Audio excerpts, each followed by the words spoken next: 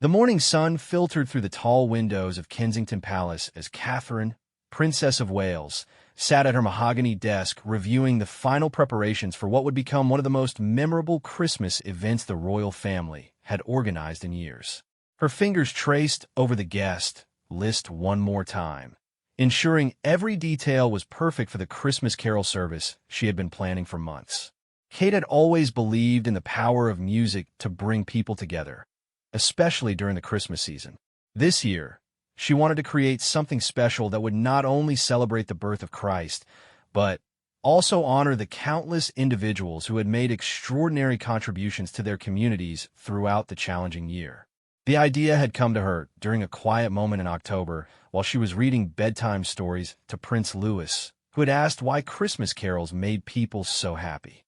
The venue she had chosen was Westminster Abbey, the same sacred space where she had walked down the aisle as a nervous bride over a decade ago, and where countless royal ceremonies had taken place throughout history. The Gothic architecture and centuries-old stones would provide the perfect backdrop for an evening of reflection, gratitude, and celebration. Kate had spent weeks working with the Abbey's choir master to select carols that would resonate with people from all walks of life. Her private secretary knocked gently on the door before entering with the morning's correspondence. Among the letters was a handwritten note from a nurse in Manchester who had worked tirelessly during the pandemic, expressing her gratitude for being invited to the service. Kate smiled as she read the woman's words, knowing that stories like these were exactly why she had envisioned this event in the first place. Prince William entered the room, coffee in hand, his hair still slightly tousled from sleep. He had been Kate's strongest supporter throughout the planning process, offering suggestions and helping to navigate the complex protocol requirements that came with any royal event. The couple had learned to work as a team over the years, balancing their official duties with their roles as parents to George, Charlotte, and Louis. "The children are excited about tonight," William said, settling into the chair across from Kate's desk. "Charlotte has been practicing her curtsy, and George keeps asking if he'll get to meet the choir members." Kate laughed, remembering how their eldest son had developed a fascination with music after attending a concert at the Royal Albert Hall earlier that year. The guest list for the evening represented a carefully curated blend of royalty, community heroes, and individuals whose stories embodied the Christmas spirit of giving and compassion. Kate had personally reviewed each invitation, wanting to ensure that the evening would celebrate not just the traditional aspects of Christmas, but also the modern heroes who often went unrecognized for their daily acts of kindness and service. Among those invited were teachers who had gone above and beyond during school closures, emergency service workers who had risked their lives to help others, volunteers who had delivered meals to isolated elderly residents, and young people who had started community initiatives to support vulnerable neighbors. Kate believed that Christmas was about celebrating the light that people brought into dark times, and she wanted the carol service to reflect that message. The princess had also extended invitations to several members of the extended royal family, hoping that the evening would provide an opportunity for relatives to come together in a more intimate setting than the usual formal state occasions. She had spoken personally with Queen Camilla, who had immediately embraced the idea and offered to help with any arrangements needed. As the morning progressed, Kate reviewed the order of service one final time. The evening would begin with a processional hymn as the royal family entered the abbey, followed by readings that reflected themes of hope, service, and community. Between the carols, there would be brief moments for reflection, allowing guests to contemplate the year that had passed and the year ahead. The princess had chosen to include both traditional carols that would be familiar to most attendees and some lesser-known pieces that highlighted different cultural traditions within the Commonwealth. She wanted everyone present to feel included and represented in the celebration, regardless of their background or beliefs. One of the most meaningful aspects of the planning had been Kate's decision to feature stories of real people throughout the service. Instead of traditional readings from dignitaries, the evening would include testimonials from some of the community heroes in attendance, sharing their experiences and reflections on service and hope. The logistics of organizing such an event were immense, requiring coordination between multiple royal households, security teams, the Abbey staff, and dozens of other organizations. Kate had worked closely with her team to ensure that every detail was considered, from the flower arrangements that would adorn the Abbey to the transportation arrangements for guests who might need assistance getting to the venue. As afternoon approached, Kate felt a mixture of nervousness and excitement building in her chest. This was her event, her vision brought to life, and she wanted everything to be perfect, not for the sake of royal protocol, but for the sake of the people who deserve to be celebrated. The weight of responsibility she felt was not about maintaining royal standards, but about honoring the trust that the invited guests had placed in her by accepting their invitations and sharing their stories. The dress she had chosen for the evening hung in her wardrobe, a deep burgundy coat that was both elegant and warm enough for the December weather. She had selected it not because it was the most expensive or fashionable option, but because it felt appropriate for the tone she wanted to set, sophisticated yet approachable, festive yet respectful. Late in the afternoon, Kate received word that all the final preparations at Westminster Abbey were complete. The Christmas trees had been positioned, the lighting had been tested, and the choir had completed their final rehearsal. Everything was ready for an evening that she hoped would create lasting memories not just for her family, but for everyone who would be present to witness the true spirit of Christmas brought to life through community, service, and song. The early evening air was crisp and filled with anticipation as guests began arriving at Westminster Abbey for what many would later describe as the most touching royal event they had ever attended. Kate stood in the Abbey's Jerusalem chamber, a historic room where she could prepare privately before the service, watching through the window as people made their way toward the entrance. Her heart swelled with pride as she observed the diverse group of individuals who were gathering to celebrate Christmas together. Among the first to arrive was Sarah Mitchell, a primary school teacher from Liverpool who had spent her own money to ensure that children in her class had warm winter coats. Sarah walked slowly toward the Abbey entrance, clearly overwhelmed by the grandeur of the moment. She had never imagined that her simple acts of kindness would lead to an invitation to such a prestigious event. The letter from Kensington Palace had arrived just 2 weeks earlier, and she had read it 3 times before believing it was real. Following close behind was Marcus Thompson, a teenager from Birmingham who had organized food deliveries to elderly residents in his neighborhood during the lockdown periods. Marcus was accompanied by his grandmother, who had inspired his community service by sharing stories of how neighbors had helped each other during World War II. The young man kept adjusting his tie nervously, still not quite believing that royalty had noticed his volunteer work. Inside the Abbey, the choir was making final preparations under the guidance of the master of choristers. The ancient stones seemed to absorb their warm-up notes, creating a sense of sacred anticipation that filled every corner of the magnificent building. The choir members, ranging in age from 8 to 80, represented a cross-section of Britain's musical talent, including several individuals who had never performed in such an illustrious venue before. Kate's children were in high spirits as they prepared for their entrance.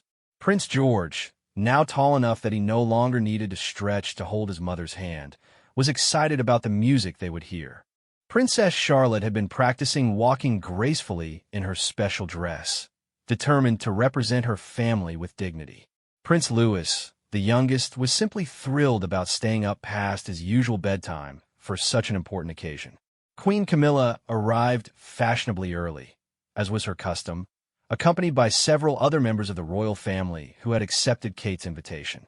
The queen consort had brought with her a small posy of winter flowers from the gardens at Highgrove, which she planned to leave at the altar as her personal contribution to the evening's decorations. She had been moved by Kate's vision for the event and wanted to support her daughter-in-law's efforts to modernize royal traditions while maintaining their essential meaning. As the guest list had grown during the planning process, Kate had been particularly pleased to welcome representatives from various faith communities throughout Britain. The evening was designed to be inclusive while maintaining its Christian foundation, recognizing that the Christmas message of peace and goodwill transcended religious boundaries. Among those present were community leaders who had worked tirelessly to build bridges between different groups during challenging times. The abbey itself had been transformed into a winter wonderland through subtle but elegant decorations. Christmas trees flanked the altar, their branches adorned with simple white lights that created a warm glow throughout the sacred space. The flower arrangements, carefully designed to complement rather than overwhelm the historic architecture, feature traditional Christmas greenery interwoven with red ribbons that added touches of festive color without appearing ostentatious. Dr. David Hoyle, the Dean of Westminster, had worked closely with Kate to ensure that the service would honor both royal tradition and her vision for celebrating community heroes. As guests continued to arrive, he moved through the abbey making final checks and greeting early arrivals with warmth that immediately put nervous guests at ease. His genuine enthusiasm for Kate's concept had been instrumental in making the evening possible. One of the most touching moments of the early evening came when Kate spotted Mrs. Agnes Patterson, a 93-year-old woman who had spent the year knitting blankets for homeless shelters. Mrs. Patterson was being assisted by her granddaughter, and her face lit up with joy as she entered the abbey. Kate made a mental note to speak with Mrs. Patterson personally after the service, wanting to thank her for the example she set about service having no age limits. The security arrangements for the evening were substantial but unobtrusive, designed to protect the royal family and their guests without creating barriers between people. Plainclothes officers mingled with the crowd, while uniformed personnel maintained discreet positions around the perimeter. The goal was to create an atmosphere where everyone could focus on the celebration rather than feeling overwhelmed by security concerns. As the service time approached, Kate felt a familiar combination of nervousness and excitement that she experienced before any major public event. However, tonight felt different because it was so personal to her.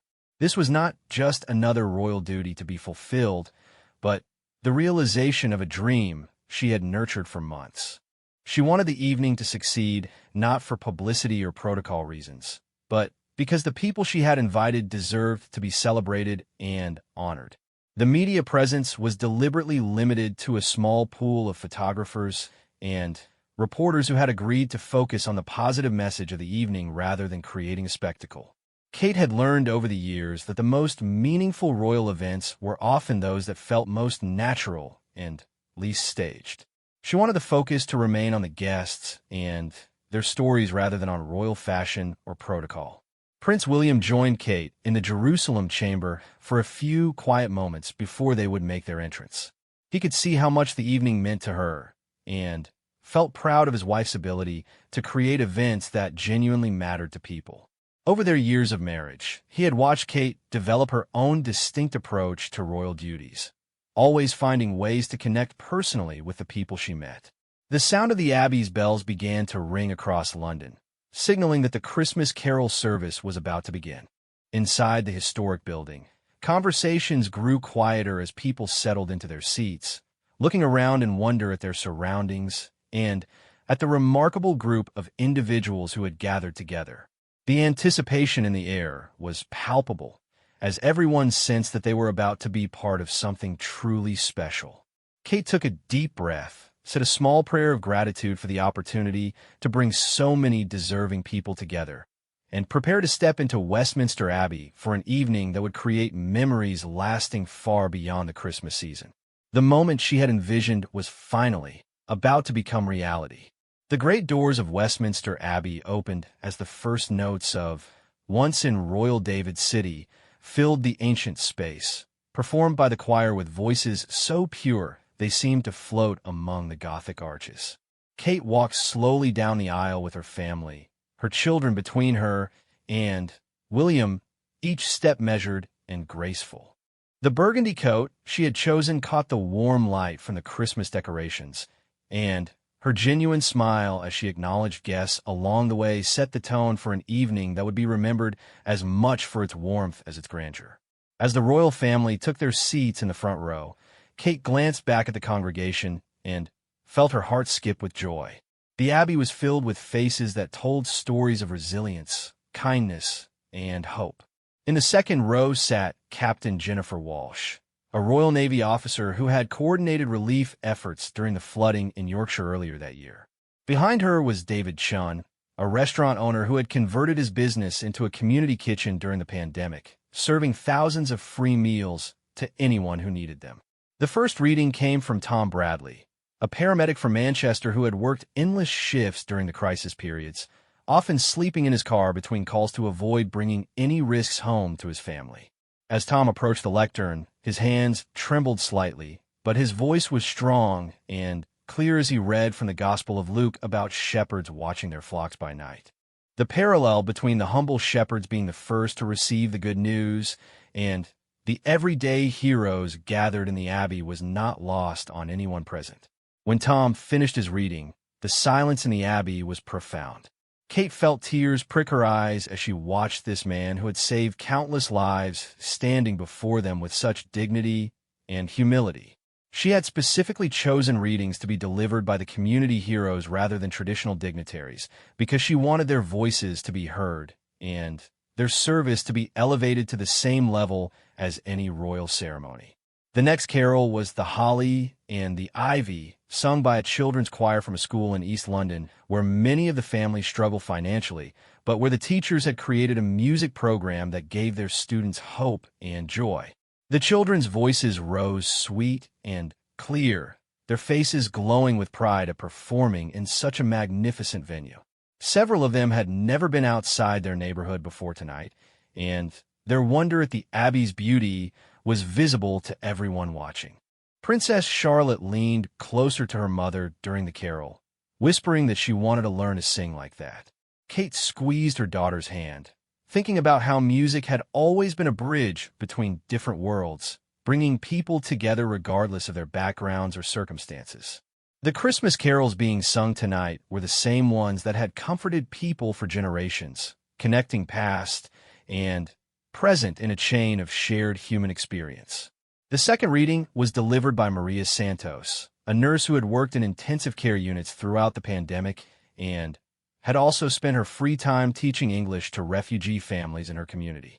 As Maria read from Isaiah about light shining in the darkness, her accent carried the musical cadence of her native Philippines, reminding everyone that the message of Christmas belonged to all nations and peoples.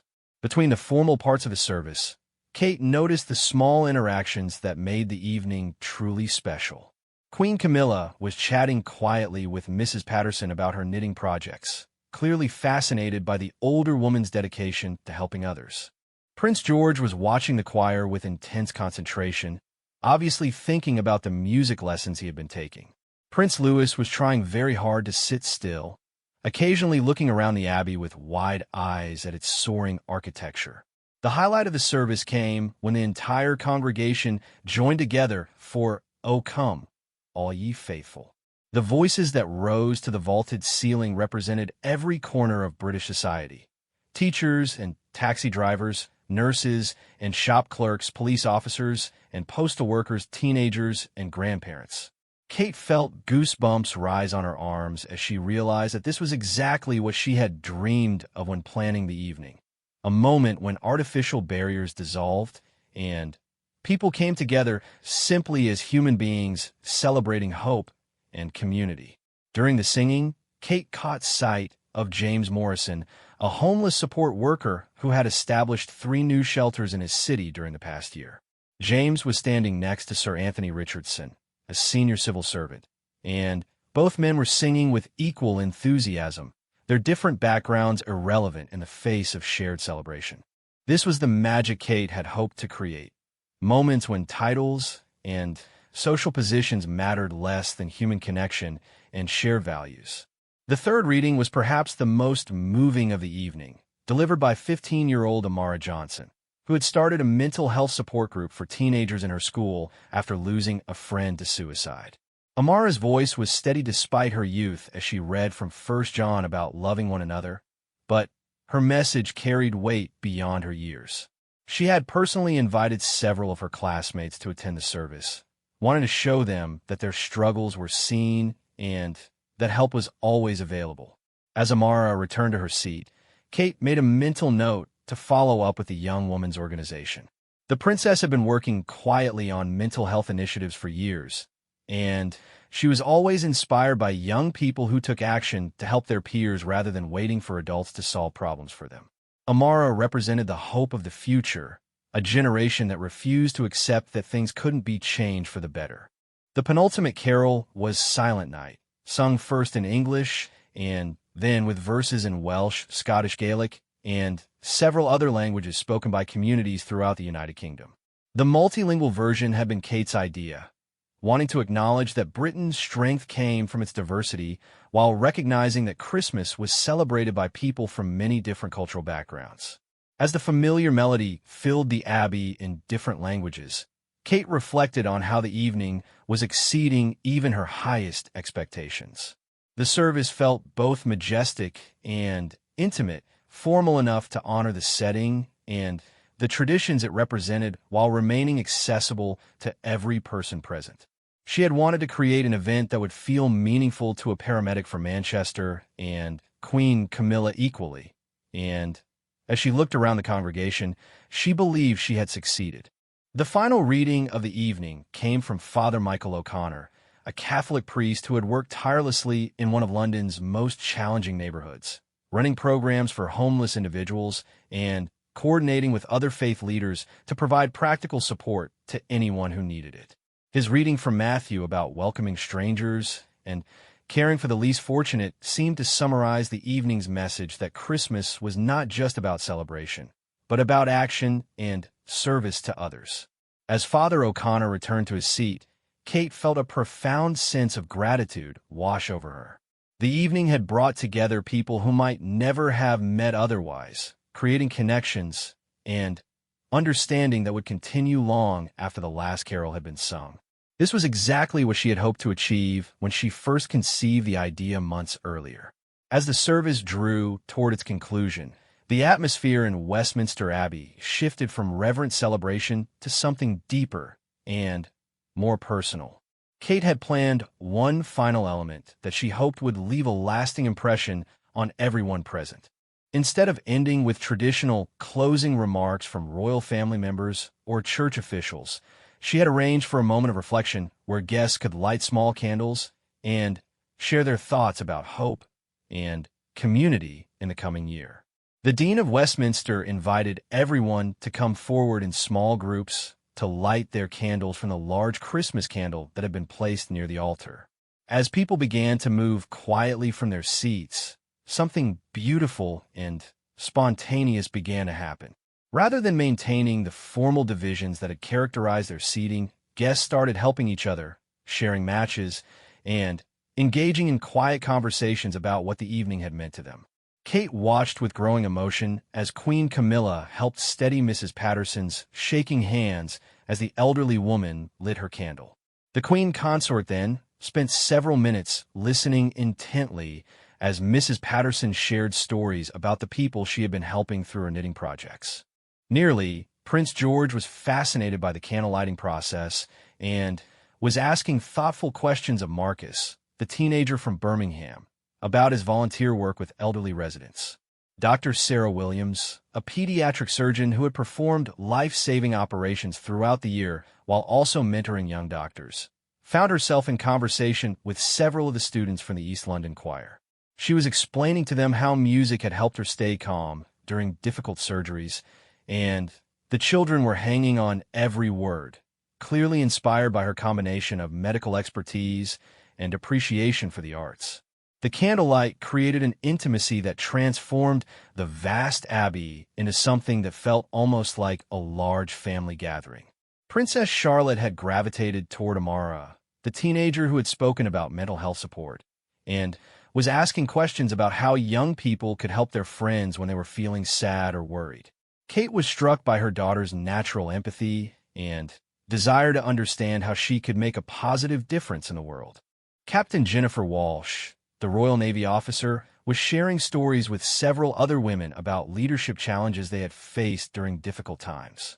The group included a head teacher who had kept her school running during lockdowns, a social worker who had protected vulnerable children, and a small business owner who had maintained employment for her staff despite financial struggles. Their conversation demonstrated the universal nature of courage and determination, regardless of the specific challenges people faced. Prince William had engaged Tom Bradley, the paramedic, in a detailed discussion about the mental health support available to emergency service workers. Both men understood the weight of responsibility that came with roles where life and death decisions were routine, and their conversation was providing both of them with valuable insights into handling pressure and maintaining resilience. As more people lit their candles, the abbey filled with a warm, golden glow that seemed to make the ancient stones come alive with hope and fellowship. Kate noticed that many of her guests were not just lighting their own candles, but were actively helping others, creating chains of kindness that spread throughout the congregation. A group of teenagers was assisting elderly guests, while several teachers were making sure that children who had come with their families were included in the process. One particularly touching moment occurred when James Morrison, the homeless support worker, was approached by Sir Anthony Richardson, the senior civil servant. Instead of an awkward interaction between two men from very different social circles, a genuine conversation developed about policy approaches to addressing homelessness. Sir Anthony was taking notes on his phone as James shared practical insights from his frontline experience, and both men exchanged contact information for future discussions. The multicultural nature of the gathering became even more apparent during the candle lighting, as guests shared brief stories about how their different communities celebrated hope and renewal during the winter season. Kate heard snippets of conversations in several languages and saw examples of traditions from various cultural backgrounds being shared respectfully and with genuine curiosity. Prince Louis, despite his young age, seemed to sense the significance of the moment and was being exceptionally well-behaved as he watched the candles being lit around him. His grandmother, Queen Camilla, was keeping him entertained by pointing out different architectural features of the abbey while explaining in simple terms how the building had been used for celebrations and remembrance for hundreds of years. Father Michael O'Connor had positioned himself near the altar where he could assist anyone who might need help with their candle, but he was also serving as an informal counselor to several guests who wanted to share their thoughts about the year that had passed. His gentle presence and obvious compassion were creating a safe space for people to express both their struggles and their gratitude for the support they had received from their communities. As the candle lighting continued, Kate began to circulate among her guests, taking time to speak personally with as many people as possible. She wanted each person to know that their presence at the service was not just ceremonial, but genuinely appreciated. Her conversations were brief, but meaningful, focusing on thanking people for their service and asking thoughtful questions about their work and communities. When Kate spoke with Dr. Sarah Williams, she learned about the surgeon's efforts to improve medical training for young doctors from disadvantaged backgrounds. When she chatted with David Chun, the restaurant owner, she discovered his plans to expand his community kitchen concept to other neighborhoods. Each conversation reinforced Kate's belief that the real strength of the country lay in the countless individuals who worked quietly to make life better for others. The most emotional moment of the evening came when Kate approached Amara, the teenager who had started the mental health support group.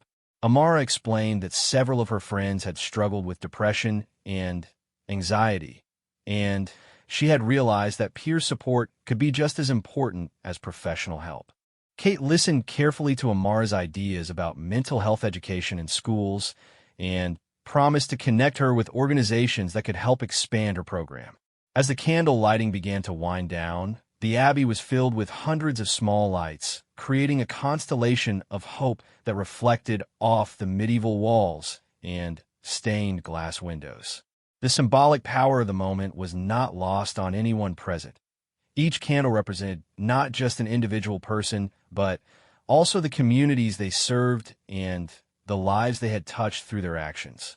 Kate looked around at the scene with profound satisfaction, knowing that this was exactly what she had envisioned when she first conceived the idea for the evening.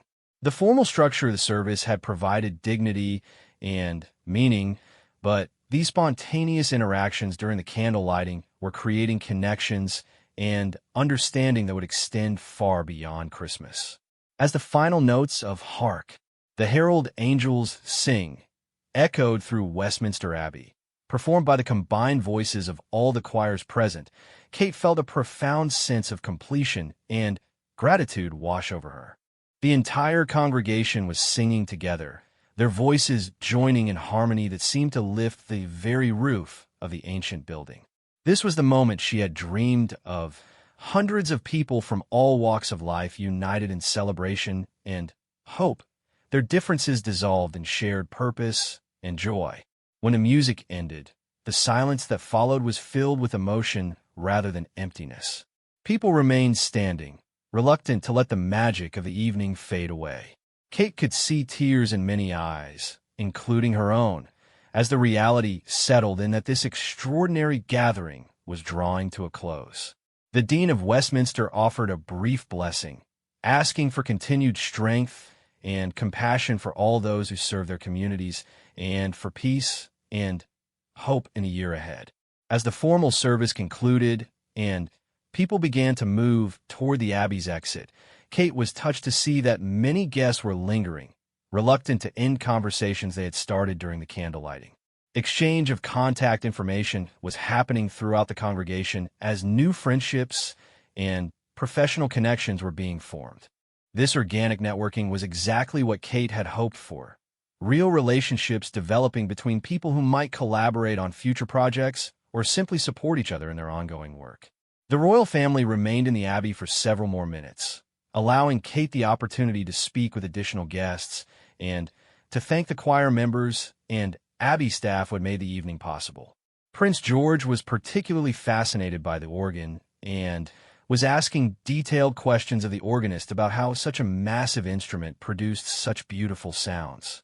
Princess Charlotte was collecting the order of service programs, wanting to remember every detail of the evening she would later describe as the most beautiful thing ever. Queen Camilla had spent considerable time with several of the elderly guests, and Kate overheard her making arrangements to visit Mrs. Patterson's knitting circle in the new year. The Queen Consort's genuine interest in the community projects represented at the service demonstrated the family's commitment to supporting grassroots initiatives that made real differences in people's lives. Outside Westminster Abbey, London's December evening was crisp and clear, with Christmas lights twinkling throughout the surrounding area. As guests emerged from the service, many were taking photographs with their phones, wanting to capture memories of an evening that would remain with them for the rest of their lives. The usual barriers between royalty and the public had been temporarily suspended, creating an atmosphere where everyone felt valued and included. Kate stood at the Abbey's entrance for nearly an hour after the service, personally thanking each departing guest and often engaging in brief but meaningful conversations about their work and their experience of the evening. Tom Bradley, the paramedic, told her that he had never felt so appreciated for his work and that meeting other community heroes had reminded him that he was part of a larger network of people committed to helping others. Dr. Sarah Williams mentioned to Kate that she had connected with several teachers during the evening and was planning to develop a program bringing medical professionals into schools to inspire students from disadvantaged backgrounds to consider careers in healthcare. The spontaneous collaboration that had emerged from the evening was already generating new initiatives that would benefit communities across the country. Marcus, the teenager from Birmingham, approached Kate with his grandmother to express their gratitude for the invitation. His grandmother explained that Marcus had been nervous about attending such a formal event, but that the warmth and inclusivity of the evening had made him realize that his contributions to his community were genuinely valued by society. Kate could see that the young man's confidence had grown considerably over the course of the evening. One of the most touching farewells came from Amara, the teenager who had started the mental health support group. She presented Kate with a handwritten letter from her classmates, thanking the princess for recognizing young people's ability to make meaningful contributions to their communities. Amara also shared that several adults at the service had offered to mentor her organization, providing the kind of support that could help expand their reach significantly. As the last guest departed, Kate remained outside the abbey with her family, taking a moment to absorb what they had all experienced together. The evening had exceeded her expectations in every possible way, not because of perfect protocol or flawless organization, but because of the genuine human connections that had been formed and the sense of shared purpose that had emerged among the diverse group of attendees. Prince William expressed his pride in Kate's vision and execution of the event, noting that it had perfectly balanced royal tradition with contemporary relevance. He had observed throughout the evening how naturally Kate had connected with each guest, making everyone feel not just welcome, but genuinely valued. Her ability to see the extraordinary in ordinary people's service to others had created an event that would be remembered as much for its heart as its grandeur. The children were full of questions and observations as the family prepared to return to Kensington Palace. Prince George wanted to know if they could attend more events with real heroes, like the ones they had met tonight. Princess Charlotte was already planning how she could start helping in her own community, inspired by the examples of service she had witnessed. Prince Louis, though tired from the late evening, was chattering excitedly about the pretty singing and the lots of candles. In the days following the service, Kate received hundreds of letters and emails from attendees sharing their reflections on the evening and describing new collaborations that had emerged from connections made at Westminster Abbey. The ripple effects of bringing together so many dedicated individuals were creating initiatives that would benefit communities for years to come. The media coverage of the event focused not on royal fashion or protocol, but on the inspiring stories of the community heroes who had been celebrated and the genuine warmth that had characterized the entire evening. Photos showed real interactions and authentic emotions rather than posed formal shots, capturing the essence of what Kate had hoped to achieve. Perhaps most importantly for Kate, the Christmas Carol service had demonstrated that royal events could serve purposes beyond ceremony and tradition. They could create platforms for recognizing unsung heroes, fostering community connections, and inspiring others to service. The evening had shown that when authentic appreciation was combined with genuine hospitality, barriers dissolved and common humanity emerged. As Kate reflected on the success of the evening while writing her personal thank you notes to each guest, she was already thinking about how this model could be adapted for other occasions throughout the year. The Christmas Carol service had proven that bringing together diverse groups of people who shared common values could create something greater than the sum of its parts, a celebration that honored the past while inspiring hope for the future. The true measure of the evening's success would be seen in the lasting relationships formed, the new initiatives launched, and the inspiration provided to others to recognize and celebrate the heroes within their own communities. Kate had created more than a beautiful Christmas service. She had demonstrated the power of bringing people together around shared values of service, compassion, and hope.